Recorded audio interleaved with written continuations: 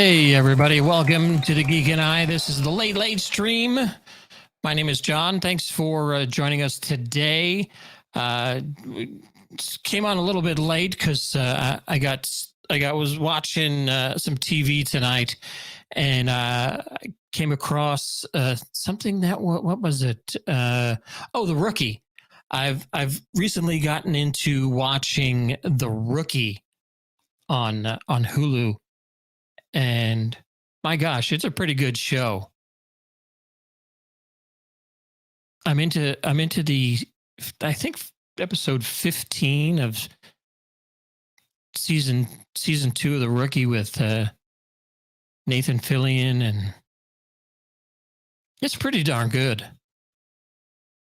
Not only is it a decent cop show, but it's funny. And I don't know why Nathan Fillion isn't in more stuff, because he's really good. You know, what is it that kept him from being a big movie star?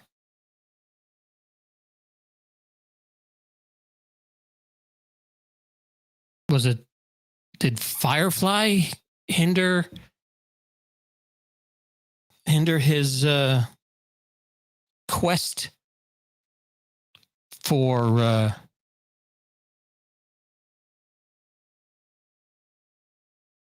getting into motion pictures? Is that what it was? Did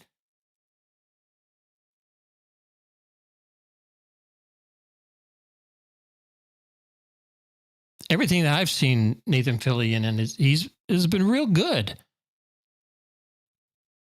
Really, he's funny. I guess if you want to say he's not hard to look at.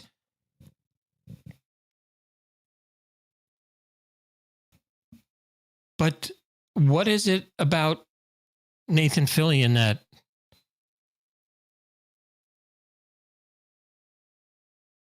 prevented him from going Hollywood and being in feature films?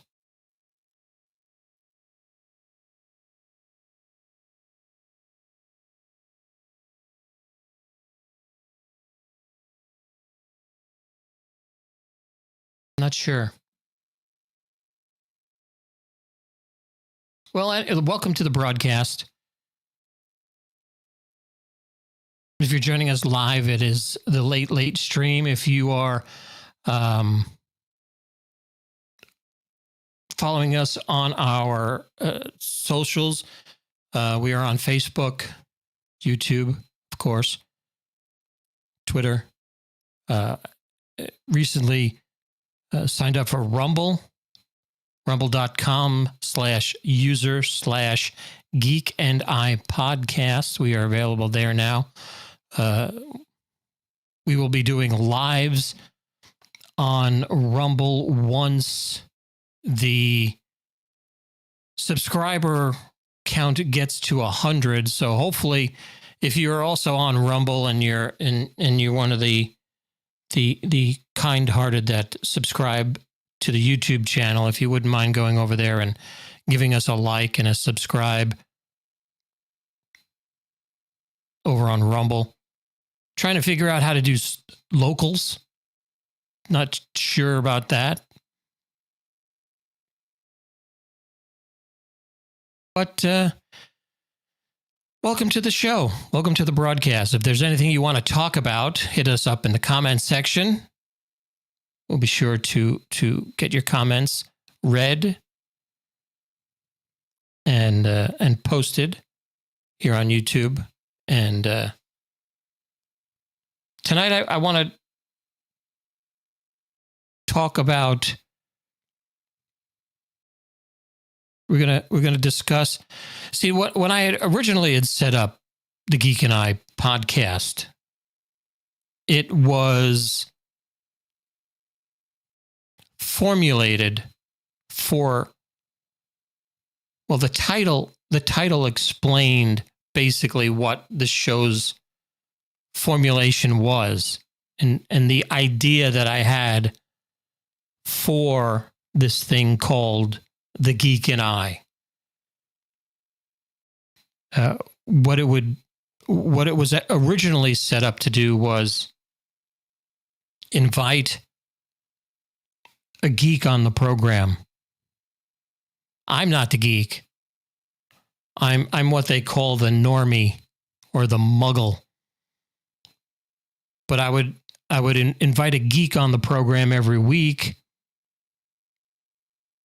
and we would discuss whatever it is that the guest geeks over, whether it be sports, comic books, technology. It could be you'd be a Marvel geek, and I would have questions about,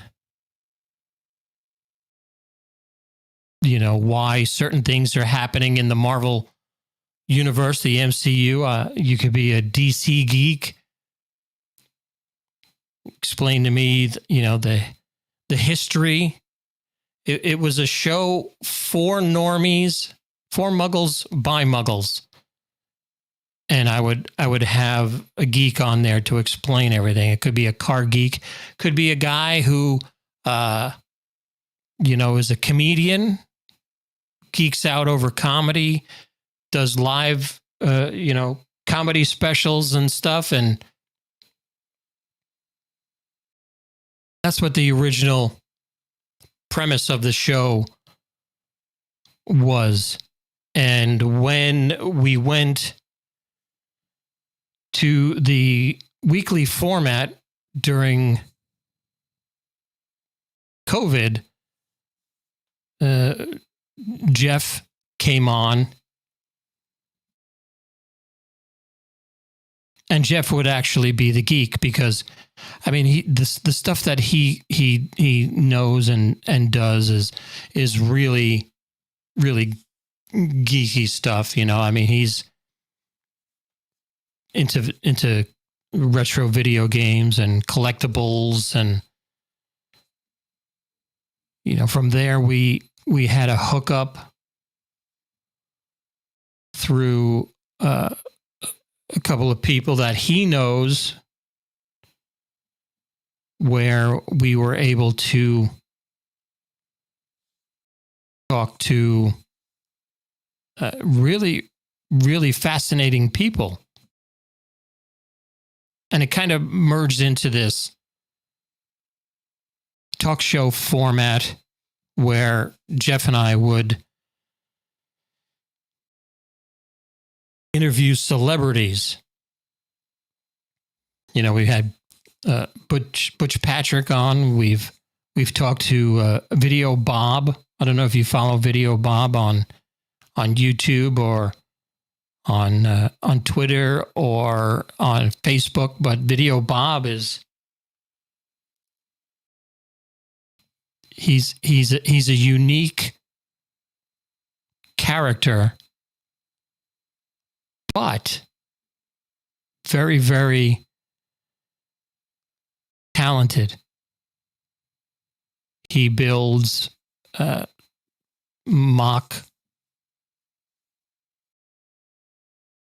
he builds basically famous cars. He's done DeLoreans and Ecto-1 and he's got a whole collection, and he spends his time between Dallas and Vegas. Had the president and co-founder of Legion M talking about what their company does and their big goals and stuff. And we should really try and get them back on, because it's been almost 2 years and there has been a lot of news out of the Legion M forefront on movies that they've made and I think we talked to him probably even before Mandy came out. Definitely before they released Arch Enemy.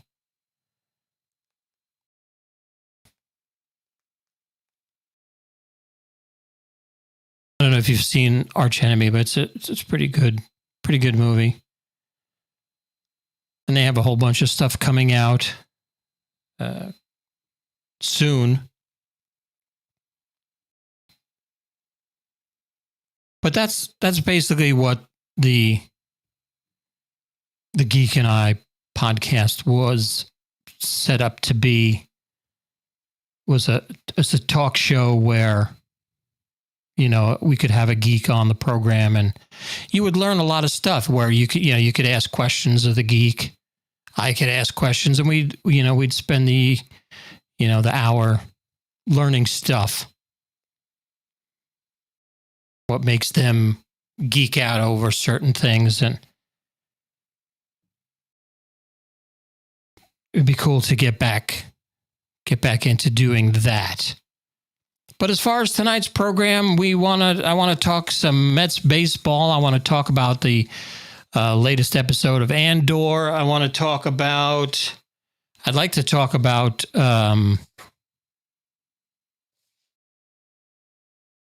movie I just watched recently. I couldn't remember what the name of the movie was last time we got together. It just, for some reason, I guess it was late at night and I just not used to staying up this late.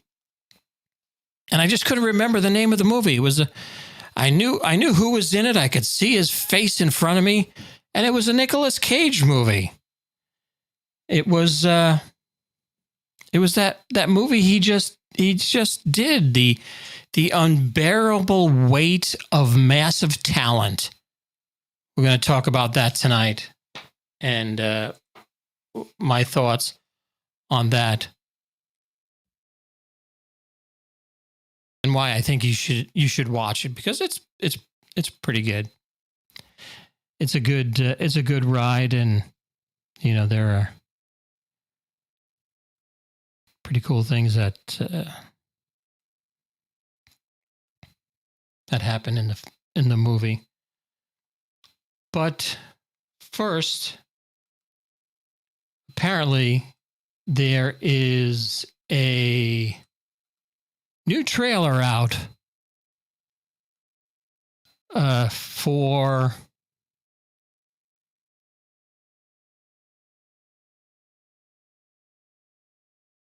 Super Mario Brothers, the movie.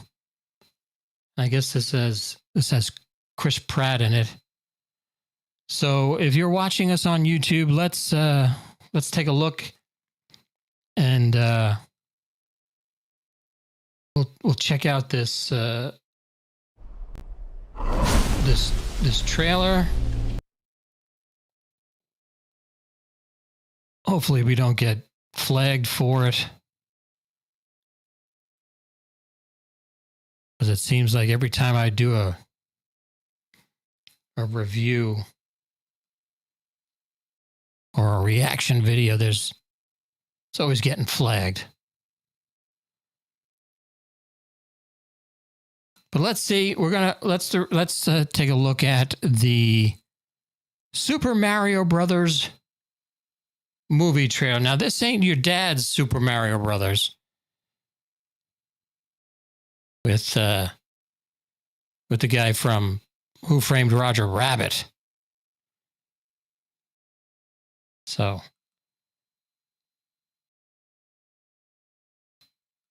let's Illumination does some pretty cool stuff,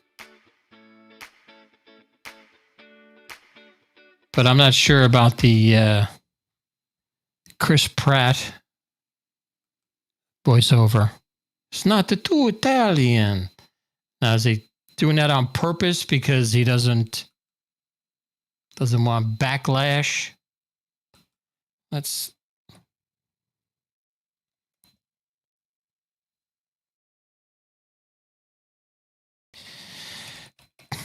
Hey, you know what? It'll probably come straight to video. I don't know if it'll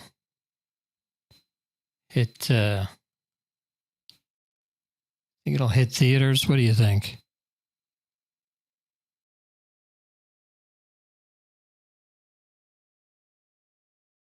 Let's see who is in this thing. We have Chris Pratt is Mario.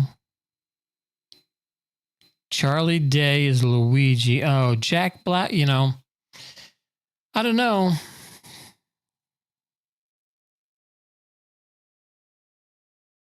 Keegan Michael Key is Toad. Seth Rogen is Donkey Kong, and Cranky Kong is Fred Armisen. Who's Cranky Kong? I must not.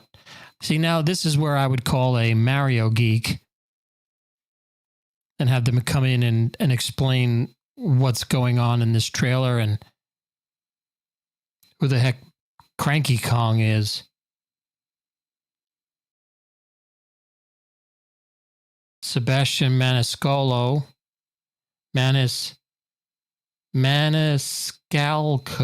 is Spike.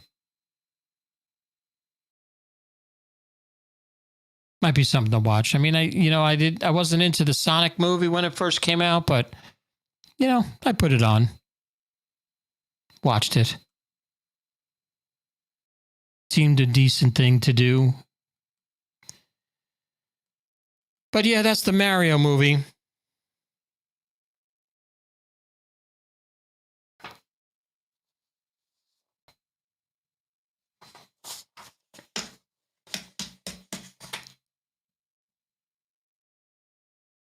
The effects look good.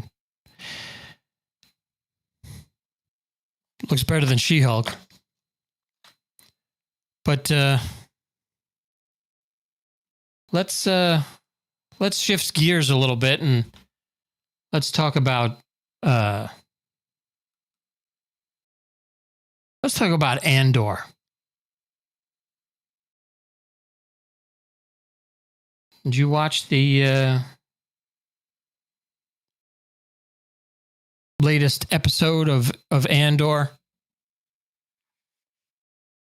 It was pretty good. And I got to say that I'm warming up to the series. And I think the reason I am warming up and starting to enjoy it more is because I'm staying awake. And I want to start off this quick review with a thank you. I want to give a thanks to Murray. Thank you, Murray. Murray told me in a comment on my episode 4 review where I had said once again, Andor put me to sleep. And he said,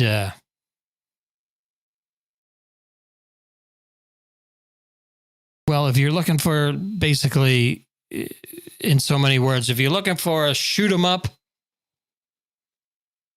you're not going to find it here just yet because they're introducing characters, building a world, and the talkiness might be turning you off a little bit. And he said, if that's not it, you might want to go to a doctor and get checked for narcolepsy. Well, I didn't do that. But what I did do was, instead of watching this show on Wednesdays when I got home from work, sitting down in the recliner, putting it on and then falling asleep halfway through,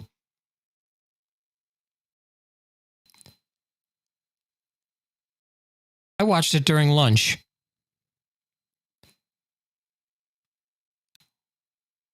Put my headphones on, streamed it on the phone.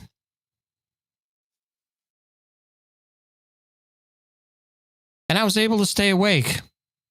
And I really enjoyed episode 5.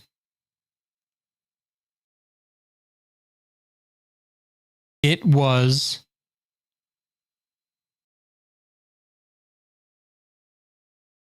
good.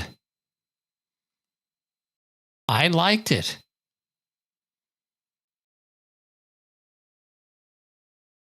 I think the things that they're doing, I enjoyed.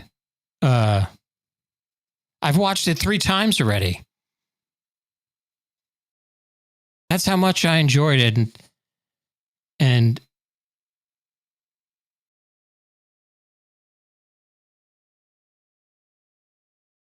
it was so much better than I had realized. And I've gone back and watched all the other episodes, and I think I'm fully invested now. I can't wait for next week's episode to drop, because I want to see what happens. I think there are certain things in this show now that, going back and looking at it, and especially with this latest episode, there are things that I want to see come to fruition, and I hope that they do it. I hope that the storylines that they're laying out, I hope that they take them to their completion. And I won't mind a cliffhanger at the end of season 1. But I hope they keep going with certain storylines. I think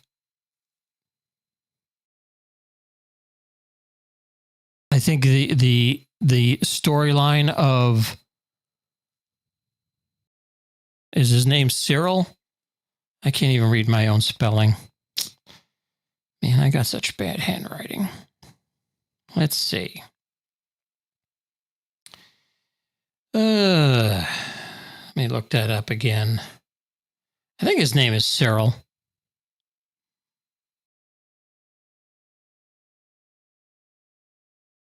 Yeah, Cyril Karn. I think the short scenes with him and his mother in her apartment,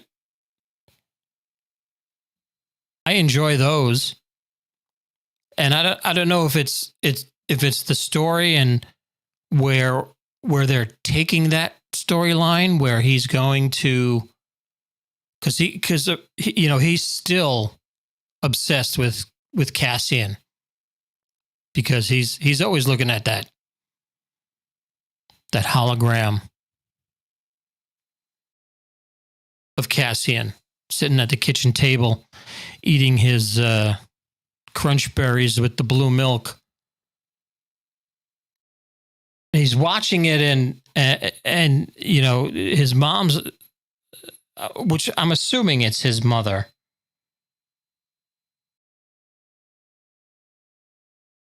His mother's like, what do you have, Cyril? What is it? What do your prospects look like?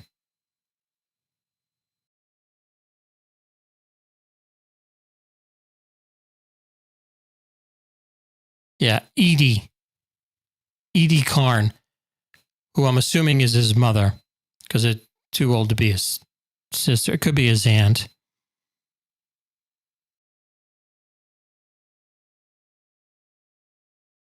But I like that storyline. I like seeing the apartment. The apartment reminds me of Star Wars. A lot of things in these Star Wars series haven't reminded me of the world, of the galaxy a long time ago that's far, far away. And I think that goes back to the Phantom Menace, where, you know, everything was too clean, and it didn't feel like Star Wars. You know, growing up with ships that looked used and ships that were broken and needed parts and needed fixing, like the Falcon. You know, every time you turned around, the Han's underneath the hood, so to speak, with Chewie, you know, hand me the hydro spanners. You know, nothing worked right. Everything looked used. Everything was dirty. And then you go to episode 1, you go to Phantom Menace, and everything's clean and new. And, you know, how do we go from this world to this world in 30 odd years?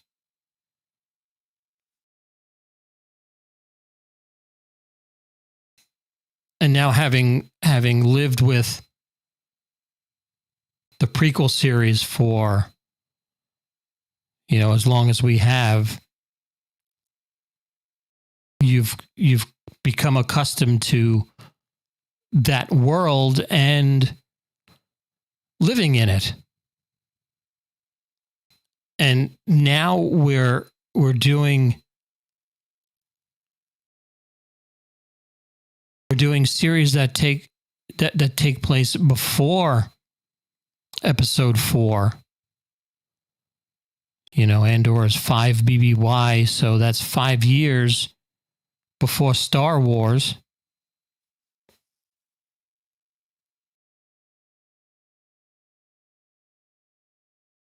You know, and you know, you go back and you see Coruscant from the street level, and where it's turned from 42nd Street in Manhattan, from the, you know, the days of, you know, shine and glitz,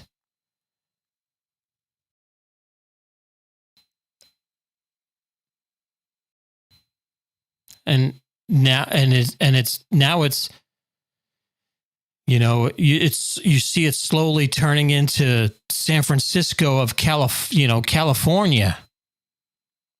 You know, the city of San Francisco, where you have to, you know, you play hopscotch to avoid stepping in human waste. And you can see it. You can see the, you know, similarities there, and how it's, you know, the evil empire takes over, and how we go from the shiny society of the Phantom Menace, you know, episode 1 and the prequels, to the once the evil empire takes over, to the grunge and grit and grime of what's happening in California with the evil empire that's taking over out there. But I do enjoy the storyline of Cyril's mom, and to me the apartment looks Star Wars with the lights and all the stuff that's on the shelves in the background. They're pretty cool looking.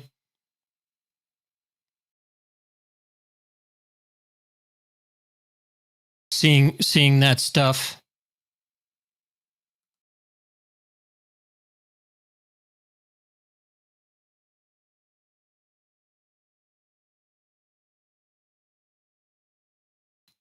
I also enjoy seeing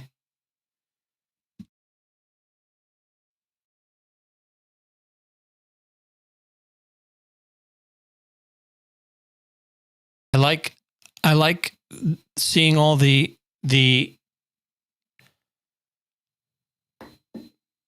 red and blue lights that are from the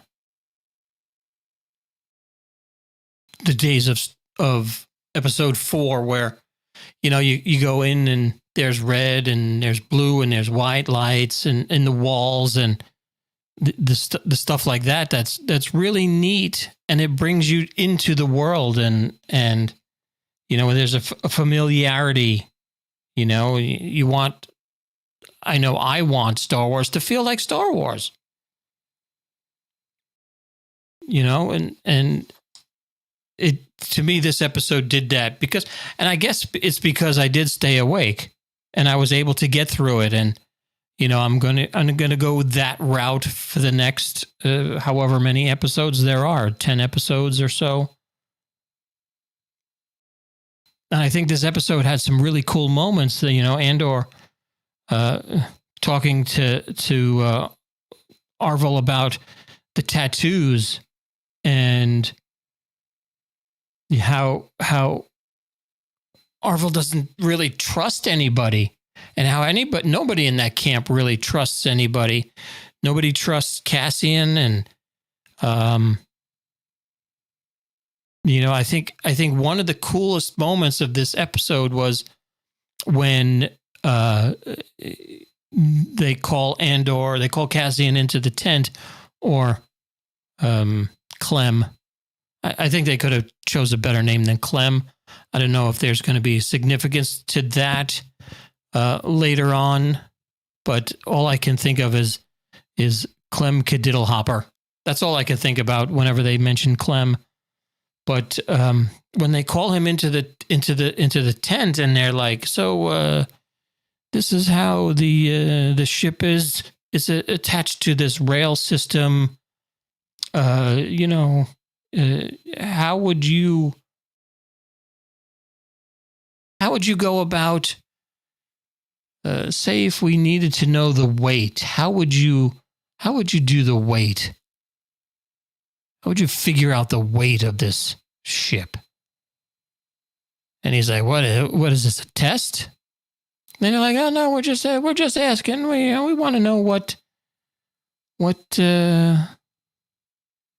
you would do." And it turns out that they have absolutely no idea how to get this ship lifted off. And that moment that Cassian realizes that they don't understand, they don't know how this is going to, they're basically setting themselves up to fail by not knowing any of this stuff. And I think that's one of the reasons that Andor is here, that Cassian is here. I have a strange feeling that towards one of these newer, one of these other episodes, it's going to come out that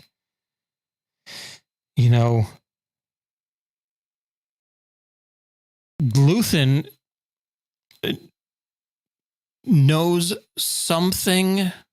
I don't know how it's going to turn out that he knows that, where he got Cassian's name from. Is it just because something was, stolen that he said he wanted, but this back in episode 2 and 3, where they have to, he meets up with Luthen meets up with Cassian and has this piece of technology from an Empire facility, and I think he knows that this is the guy who we need to have on this team. He couldn't care less about what he was buying from Cassian, and he needed this. He needed him to be able to get in there to make this thing work. Because if they don't get out, if they don't know how to disconnect this thing from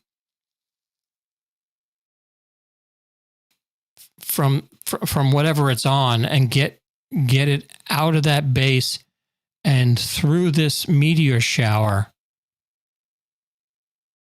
they're going to fail.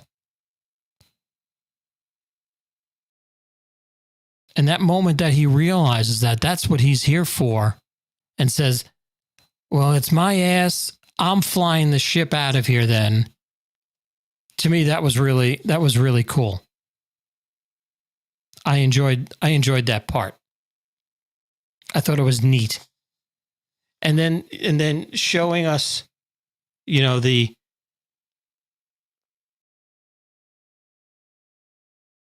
what is cool with this is seeing the occasional flyby of the TIE fighter. And then when that shuttlecraft went by, I thought that was really, really neat because that's something you never really saw before. You never saw that stuff, in the distance, like in real life. It was always, the shuttles were always in space or landing on a dock, on Endor towards the end of Return of the Jedi when Vader shows up to grab Luke and take him back to the Death Star. It was always flying into the Death Star. You never saw these ships in a relatable sense. Like what made the speeder bikes really cool was the speeder bikes were always, that was it. That was in the woods, and everybody's been to a forest, or almost everybody, has been around a lot of trees, so they could relate to that. Everybody's been, a lot of people have been to beaches, whether it be an ocean beach or a lake or somewhere, where there is a sand. So that's relatable for, Tatooine and having the job, it's just stuff that's relatable. And seeing that shuttle go down the valley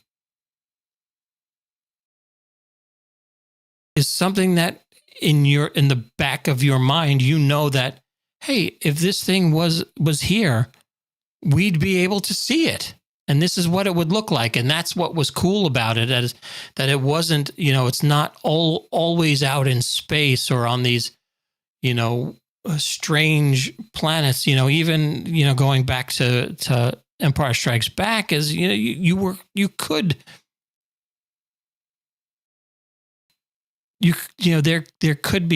there are parts of this world that are like Hoth. There are parts of this world that look like Dagobah. And when you see stuff like the shuttlecraft flying down the valley, it could actually happen. You could see that happening in real life. And I think that's what made this episode really, really neat. And having the TIE fighter fly by, I think that was cool.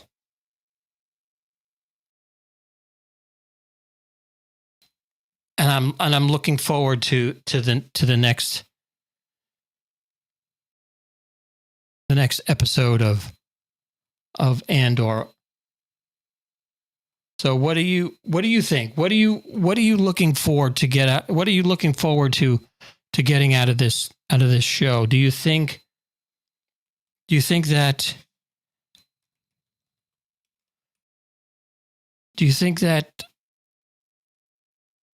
there are going to be, is it going to be a disappointment? Are there things that you want to see, you're hoping to see?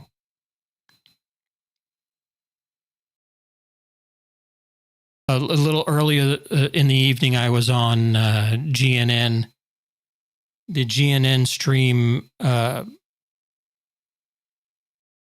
Cantina, the Star Wars, the Cantina Happy Hour on the GNN network. And I had mentioned that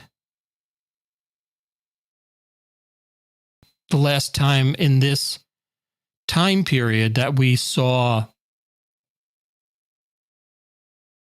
a shuttlecraft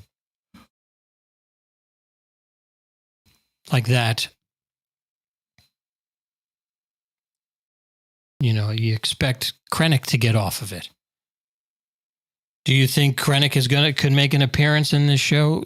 Not not necessarily the physical actor showing up, because I mean, Ben Mendelsohn or Mendelssohn or whatever, however he pronounces it, Ben Mendelsohn, he probably commands a pretty good penny with the way the career has gone. But mentions of the character, I think, would be cool. I think mentions of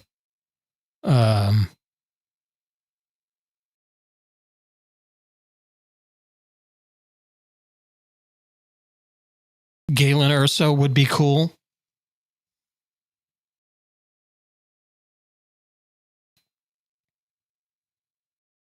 I think, let's see, how old was Jyn Erso in Rogue One? She about 25 years old. So let's say she's 25 years old. So now she would, during this series, she would be 20 years old.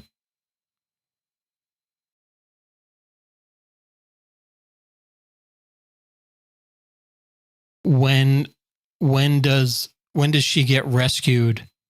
How long ago is it that she goes into hiding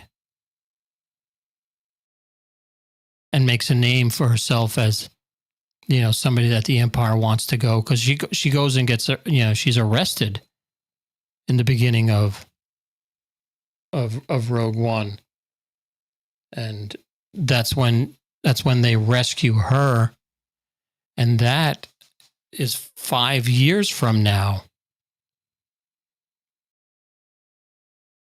So where is she? Is she in hiding with Saw Gerrera? Is she,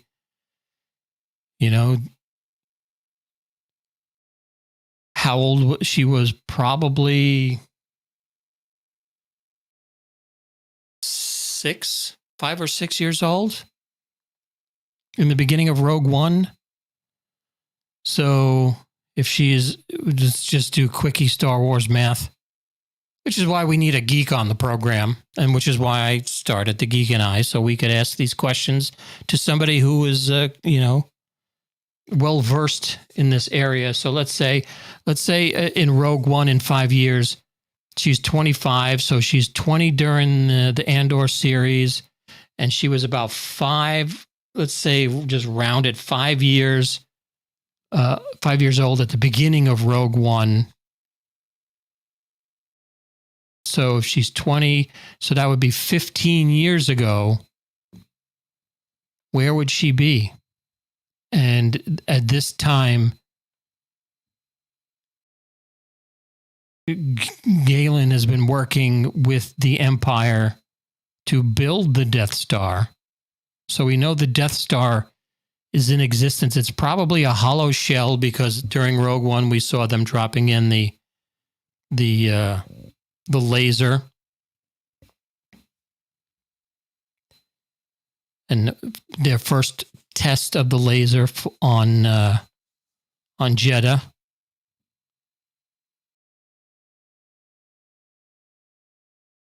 So, are you looking to see these things come through in this show? It'd be interesting to see how this plays out.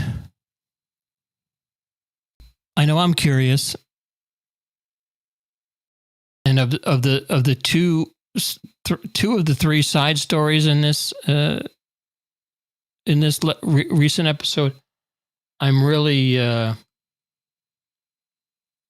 interested in the side story of Cyril and his mother, and what his mother does. Is this where he gets into the Empire? Does he go and hunt? Does he thwart some kind of plan and become a leader of the Empire? Or does he meet up with Cassian while he's hunting for him in this season?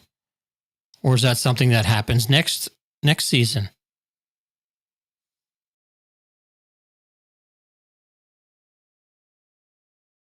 Then there's the storyline of the Imperials trying to figure out, there was mention of Jakku in this episode. Mention of Crate in this episode. And they're mentioning, this is how it's too random to be random. And I'm interested in that storyline and how they do their, investigation and how they figure out what they want to, where they're going to go and try and find out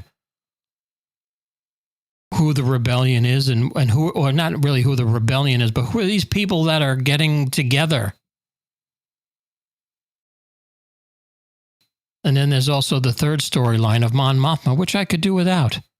I could do without her being in this show at all. Unless there's something major that drops with her, I don't see a reason for her to be in this series. I just think maybe Disney needed a couple of strong women to be in every scene. You have the Mon Mothma scenes where, she's a strong woman. You have the Imperial scenes where, there's Dedra. So there's that strong woman there. And then there's the strong woman in the rebellion, so there's every storyline, even Cyril's storyline with his mother. She's a strong female. So there's 4 storylines going on. There's the Cassian Andor getting into the, into the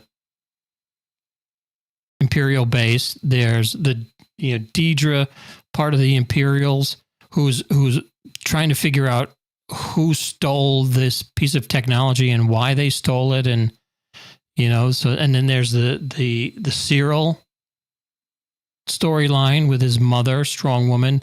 And then there's the Mon Mothma storyline, strong woman.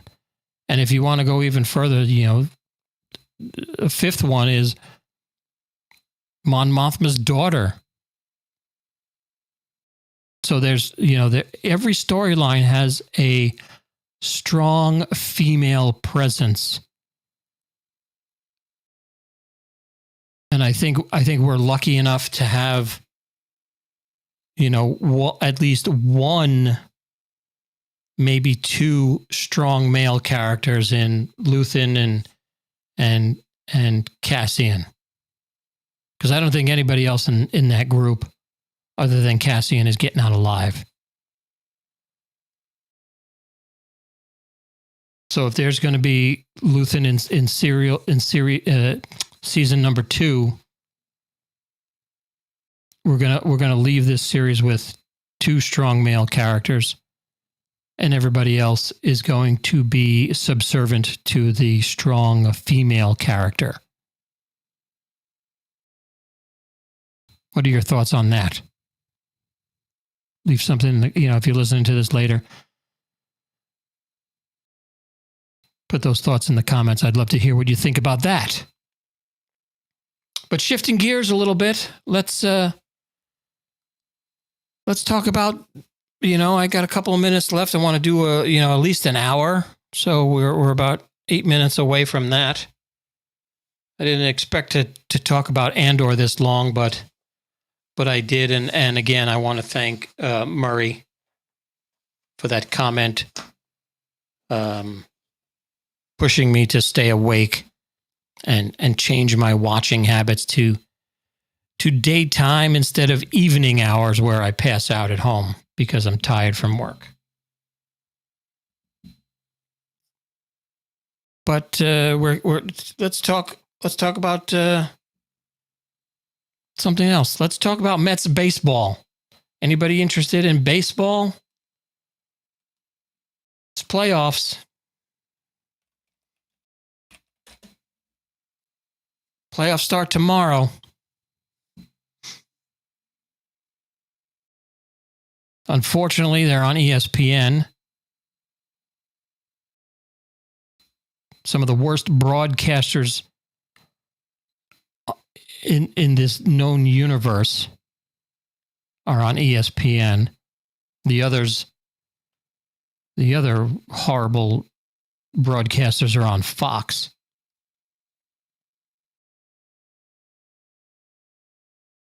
But at least during the playoffs, we'll get some Ron Darling from the Mets broadcast booth.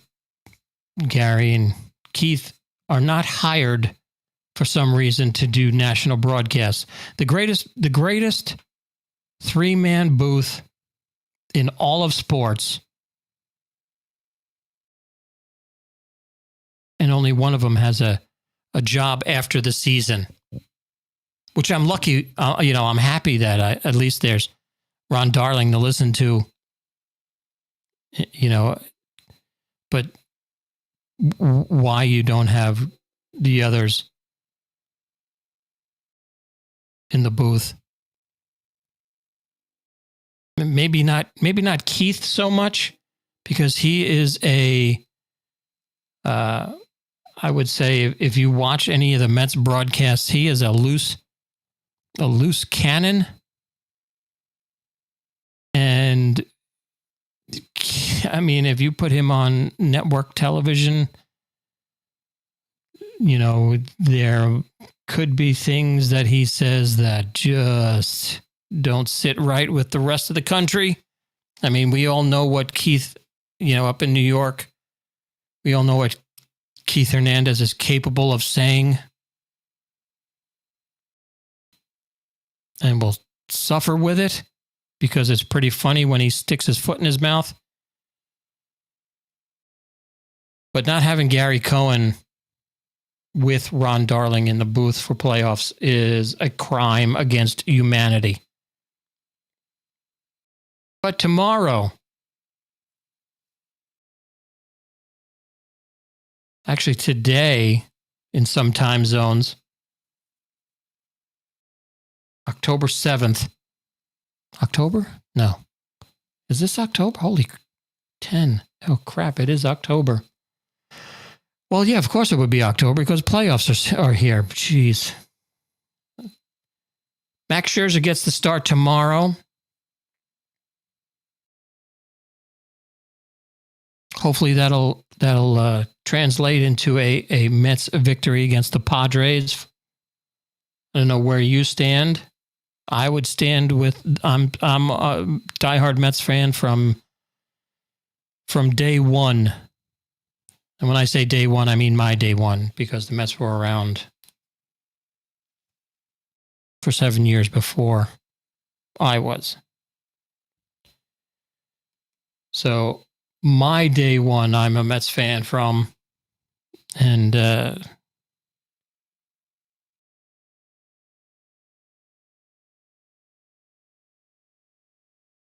unfortunately, the Mets choked in the last series against the Braves, when all we needed to do was win one game and we would have had the National League East title and gotten a week off. But we are the wild card team and we're going up against the Padres. So it's going to be Max Scherzer, game one. And they really don't know what they're going to do with game two. If we win game one, then it'll probably be Chris Bassett in game two. And hopefully we win that one, so we can start DeGrom game one against the Dodgers next week.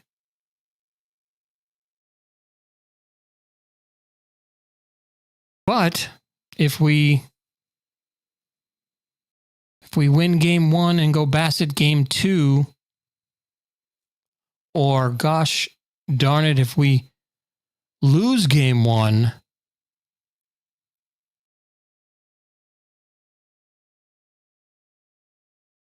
what do we do? Do we put Bassett number two again? Have him pitch game 2 on Saturday, and then DeGrom on in if these 3-game series are rough.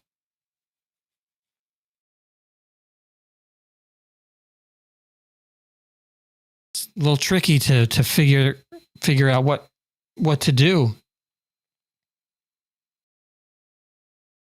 Because if you go Scherzer in game 1 and we win, then Bassett goes game 2.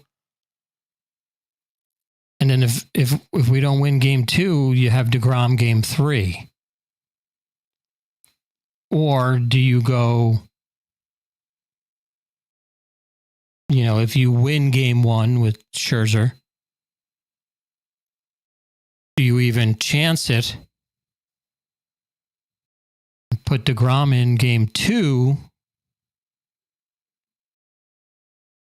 So it's just so difficult to you want to win. You don't play for just, in case we don't scenarios. That's the way I've always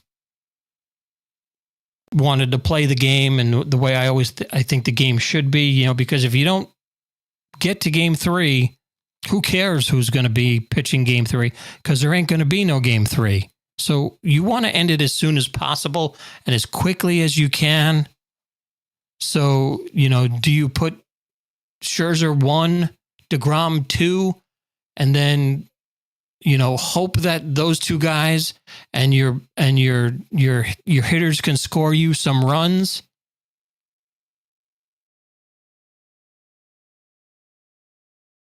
Or do you save DeGrom for game 3, hoping that you'll win 1 and 2, and then that way he can start in Los Angeles? But if you don't win, if you don't win 2 of these games, you're not going to Los Angeles. So what do you do? It's going to be a rough weekend. I got a fresh bottle of Tums. I don't drink, so, there's nothing I can do there. But, geez, hopefully Scherzer can pull it out tomorrow, and the Mets can pull it out and get at least game 1 victory. And then hopefully, if they do decide to go with what they're planning and do Bassett game 2, we can go up ahead, in the first couple of innings by a wide margin and not even have to worry about,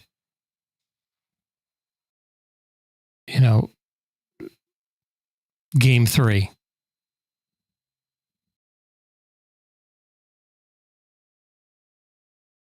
But I don't know. What do you do? If you're a Mets fan, if you're a baseball fan, if your team is in this situation, whether, you'll be rooting for the Padres, the Cardinals, the Phillies, what do you do?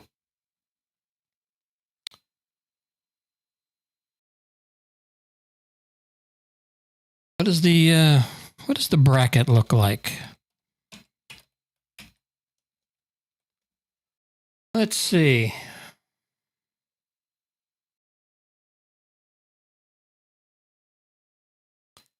So we have the Mets and Padres. We know that. So we're going to take a look and see what the rest of the postseason lineup is. And if your team is in this, how do you play it?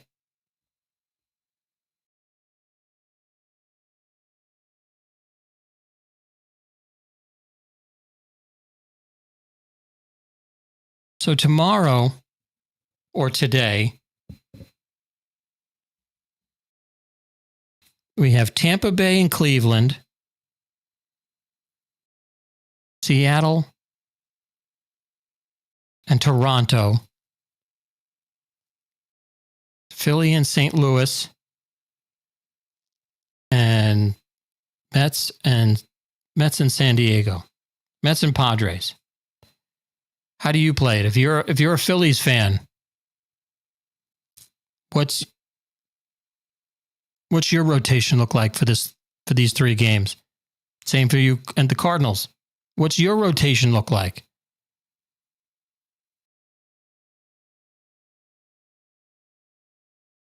Tampa Bay and Cleveland, same question. How do you line up your guys?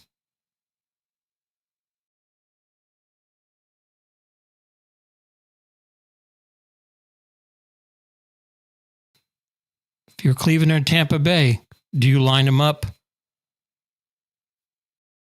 in such a way that you're number 1 or number 2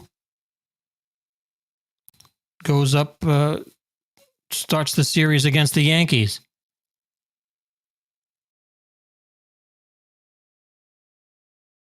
Philly, who are you starting? I have a strange. You know what? I saw somebody's predictions today online. Their bracket for the NL has the Phillies going to the NLCS against the Mets,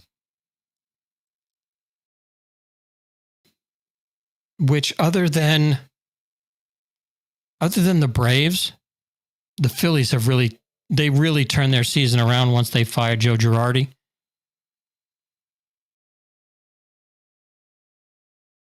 But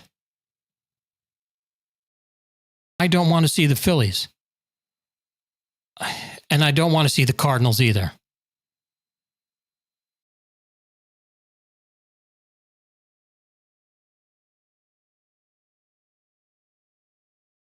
Do I want to see the Braves in the NLCS if the Mets are lucky enough to get there? I don't know. I don't like any of them. They all have guys that kill the Mets. I don't want Philly to play the Mets in the NLCS because of Syndergaard. I don't want to see him come back and bite the Mets in the ass. I don't want to see St. Louis in the NLCS because Yadier Molina kills the Mets every time. No matter what it is. If there's one guy that I would have wanted to be a Met, it's Yadier Molina. But every time he plays against the Mets, he kills us. Whether it be with a big hit, home run, his defense.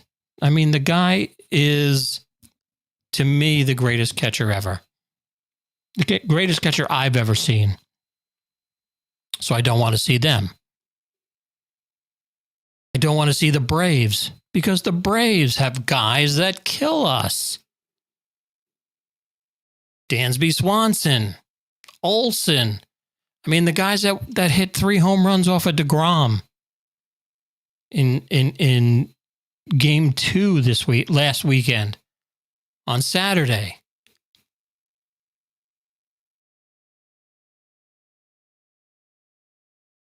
And that's the one thing I think the Mets are missing is a guy that the other team does not want to see come up to the plate.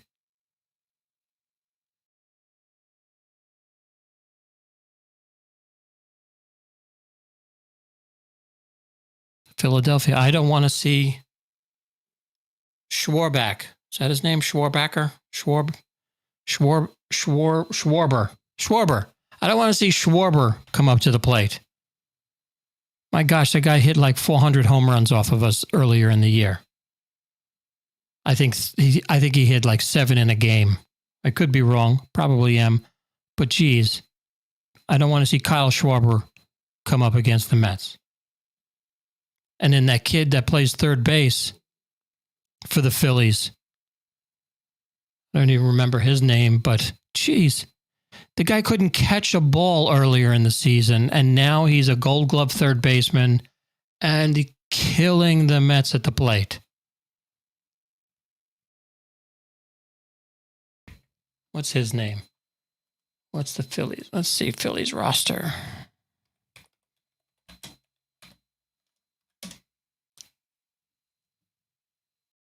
Oh, geez, Bryce Harper. I don't want to see Bryce Harper come up against the Mets. Okay, so I Googled Phillies roster, and here's the things that came up right on top. Bryce Harper. Don't want to see him come up against the Mets. Kyle Schwarber. Don't want to see him come up. He gets big at-bats. Harper gets big at-bats. And here's the kid, Alec Bohm, with his long curly hair. Couldn't catch a ball. Couldn't throw it across the field, across the diamond to get to first base earlier in this season without throwing it, bouncing it, or airmailing it over the first baseman's head. Now, all of a sudden, he's a big bat, kills the Mets, and he's a Gold Glover. Castellanos. Don't want to see him come up. He's another one that kills the Mets. You know, if he comes up, something's going to happen. Hopefully he doesn't come up with anybody on base, but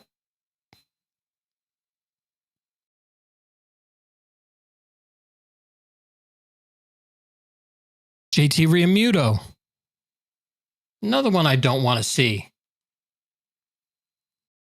I mean, and as far as pitching, I don't want to face Noah Syndergaard because I think he's going to have an axe to grind. And the same with Zach Wheeler, 2 ex-Mets that were just tossed away.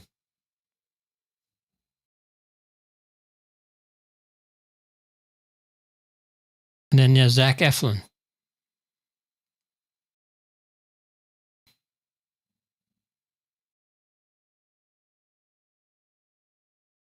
I don't want to see any of these guys. So let's go over to St. Louis. St. Louis roster I don't want to see come up to the plate. Molina, Arenado, Goldschmidt. I don't know. I think Pujols. I mean, he's got to catch one to get to hit it, and he hits it on the ground. You know, I mean, not that I'm a speed demon, but he's not that quick. So as long as we keep him on the ground in the infield, I think we'll be okay. But the other guys, Molina, Arenado, and Goldschmidt, kill the Mets.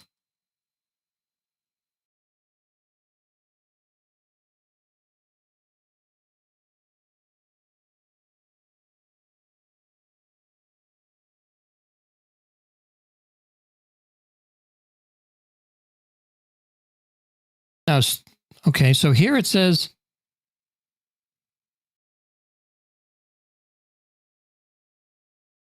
what's he doing now? It says Steven Matz. It says Steven Matz is on the Cardinals. I don't remember seeing him though. Well, I don't think we've played the Cardinals recently.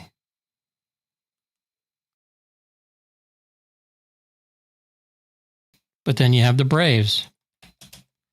The Braves roster is another bunch of guys that kill the Mets. Swanson, Acuna Jr. You got Matt Olson, Austin Riley. I mean, these 3 guys right there, those are the guys that killed us last weekend. Dansby Swanson, 2 home runs, I think. Austin Riley, Matt Olson, home runs. Yeah, I think the Mets have a hard just to get to the NLCS.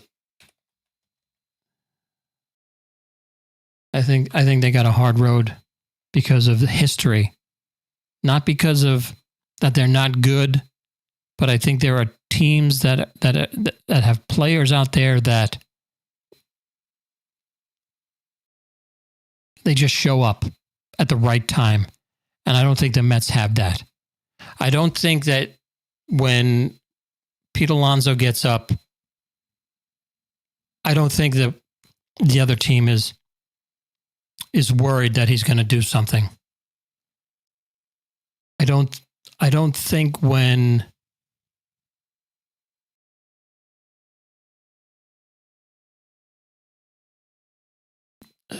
Escobar gets up, other teams are worried. I don't think when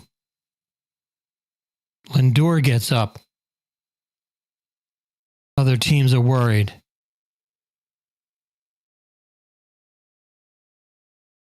I know they're not worried when Vogelbach gets up because, I mean, the guy might as well come out of the dugout and the umpire say, okay, it's 0-2. Because, I mean, he could watch against the Marlins when they played the Marlins on was it, what day is today? So it was Wednesday, right? So Wednesday's game, Vogelbach gets up, and I think every time that Vogelbach was up, strike one, fastball right down the middle, strike two, curveball low end of the zone at knee height. Watched them both. Sometimes I don't subscribe to the swing at the first pitch, but there are some times where you fall into a rut, and they know, believe me, with the analytics today, they know that you're not going to swing at the first pitch. So why not switch it out a little bit and just go in with the mindset of, if I see a fastball first pitch right down the middle, I'm swinging at it. If it's anything else, just look fastball first pitch. Anything else, I'm laying back on it.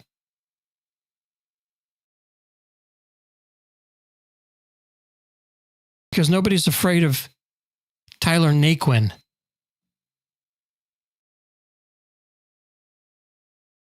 Maybe you don't want Jeff McNeil coming up because, okay, yeah, he won a batting title by 1 point, but you put the shift on and he's going to hit it against the shift. I don't think anybody's afraid of Brandon Nimmo. I love Brandon Nimmo. When everybody was screaming to get rid of Nimmo, I was always like, you know what? He needs to stay, get used to playing every day. He's going to be a good center fielder. He's got a good eye. He hustles. And I think that shows on the diamond. I don't think anybody's afraid of Luis Guillorme when they get up.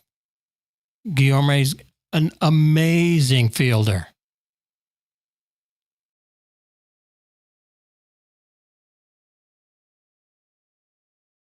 But he can't hit.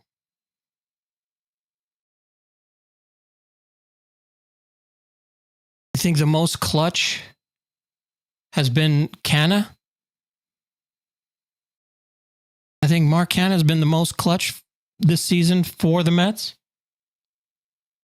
You definitely don't want to put, I don't even want James McCann to get on the bus.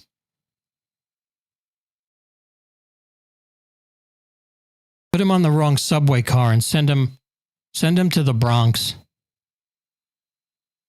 before the game starts, because I don't want him anywhere near the lineup card.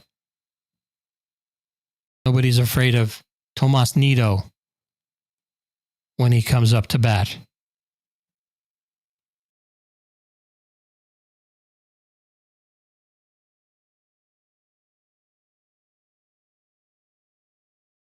And I don't think we have a bullpen.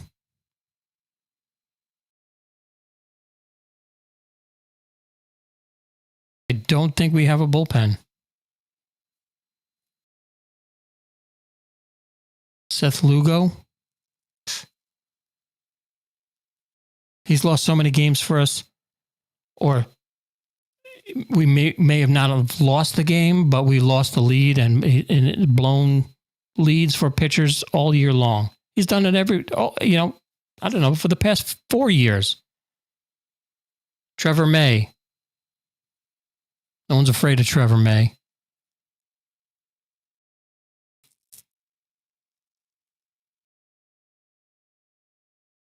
I'll tell you the one guy that I'm missing.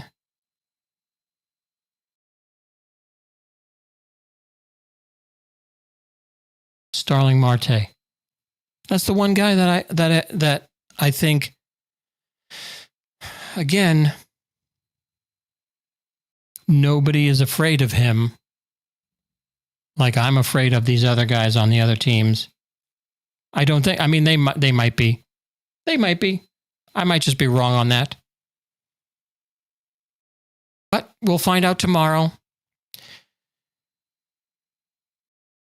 New season starts tomorrow. And all I can say is let's go Mets.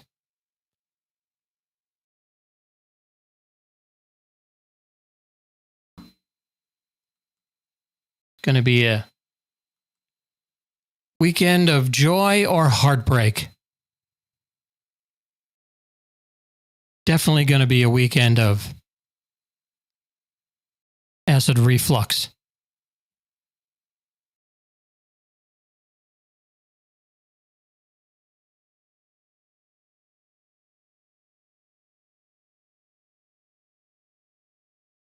What do you think? Leave a like. If you haven't subscribed, please subscribe. Join us over on rumble.com/user/Geek and I podcast. We want to get to 100 so we can go live on Rumble too. I want to thank you guys for spending some time here with us. Don't forget, you can also always buy me a coffee at buymeacoffee.com/thegeekandI. Make a donation to the show if you like. You don't have to. Much appreciated. Pays for the internet. Get some new equipment in here. Hopefully get to talk to some guests, get to go to some shows. We will be going to the Retro Expo in November. Some great guests lined up at the Retro Expo we are trying to get to talk to. I want to see if Anthony Daniels will come on the program. I want to see if Bruce Boxleitner will come on the program. There are who else is going to be at the Retro Expo? Tom Skerritt. I'm going to send him an email this week, see if he'd like to be on the program before the expo comes out. If you have not seen Tom Skerritt, he was just in a show I watched on PureFlix. It was a series that is on PureFlix. And my gosh, what an amazing episode.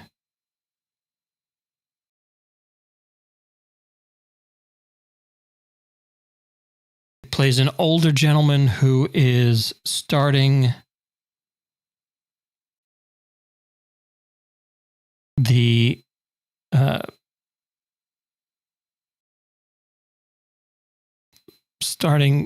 effects of dementia and Alzheimer's, and the series is called Going Home. So far, it's been 6 episodes, and I believe he was in the episode called The Cards You're Dealt, and it was just fantastic. So I'm hoping I'm going to send him an email.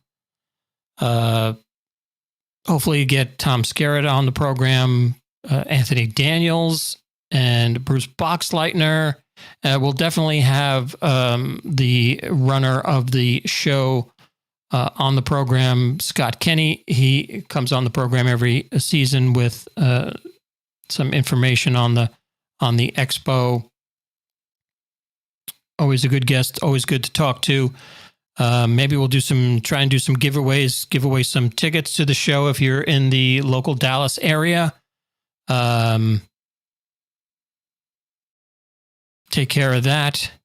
You can also go to streamlabs.com/thegeekandi1word/tip. Leave us a tip if you would like. And please don't forget, go subscribe over on Rumble, rumble.com/users/thegeek, rumble.com/user/geek-and-I podcast is our handle over at Rumble. Go find us over there and just throw us a subscribe. Even if you don't use Rumble, just sign in and throw us a subscription so we can go live on Rumble. We need 100 subscribers to go live on Rumble. But other than that, you can find us on YouTube. You can find us on Spotify. This will be uploaded to Spotify through Anchor. You find us on Anchor. You can find us on, Apple Podcasts. We are on Google Podcasts. We are basically anywhere and everywhere. I've seen us sometimes on the TuneIn Radio app. So you can get the show anywhere. Thank you, everybody, for watching. And if you are listen this long, I appreciate it. I know your time is important to you. And if there is something that you geek over and you stay up late at night and you want to talk to us about it, drop me a link. Drop me an email at thegeekandi@gmail.com. Let me know what it is you geek over. We'll get you on the late stream. We'll talk to you. Maybe, if it all works out with timing, we get you on the main show with Jeff and I, and we'll get to talk to you about what you geek over, whether, again, it be technology, cars, comic books, movies, TV shows. If you geek out over cooking, if you're a barbecue geek, I'd love to talk to you. I have many questions about barbecue that I would like to have answered. I'm sort of a amateur barbecuer. I'm getting into brisket right now. I've gotten baby backs down pretty good, but those are pretty easy. It's the brisket. Pulled pork seems pretty easy. I can do that. Comes out good every time. It's the brisket that I have a problem with. So if you're a barbecue geek and you do a mean brisket and want to be on the late stream, maybe I'll send an email to Jeremy Oder from Mad Scientist Barbecue, because I learned a lot of stuff from him. Starting up in a few minutes, you can switch over here on YouTube to Nerdrotic. I believe they're doing their review of Rings of Power from tonight. Should be on shortly. They're always a little late. I met Gary down at the Dallas Fan Expo over the summer, and one of the nicest guys you'd ever want to meet. Funny, talented, good writer. So maybe one day I can get him on the program. I'm trying to get a couple of them over from the Friday Night Tights on the program to talk to. maybe Quarter Black Garrett, come on the program. Jeremy from Geeks and Gamers, I'd love to talk to again. I met him at the meetup for Dallas Fan Expo. RK Outpost Ryan Kennel, I'd love to talk to him. So entertaining, so funny. And they tell you the truth the way they see it. And that's what everything is about. That's what, free speech is about. The truth, the way I see it. And unfortunately, there are places in this world that are shutting that down. And you need to find alternative media, which is why we are over on Rumble, in case one day I happen to say something that somebody does not like and all this goes away. So head on over to rumble.com/user/geek-and-I-podcast. Give us a subscribe so we can keep in touch just in case I say something stupid, because you know what? Sometimes I do. Well, thank you, everybody. We will see you next time, hopefully on the program for the late stream. We are at 1 hour, 30 minutes. Appreciate the time you take, whatever little time you spend, whether you're the 3 viewers that popped in today and watched for 15 seconds. I appreciate you guys. Murray, thanks for telling me to watch the show while I'm awake and not sleeping. Andor's pretty good. Let's go Mets. And we'll talk to you next time on the late stream from the Geek and I. Later.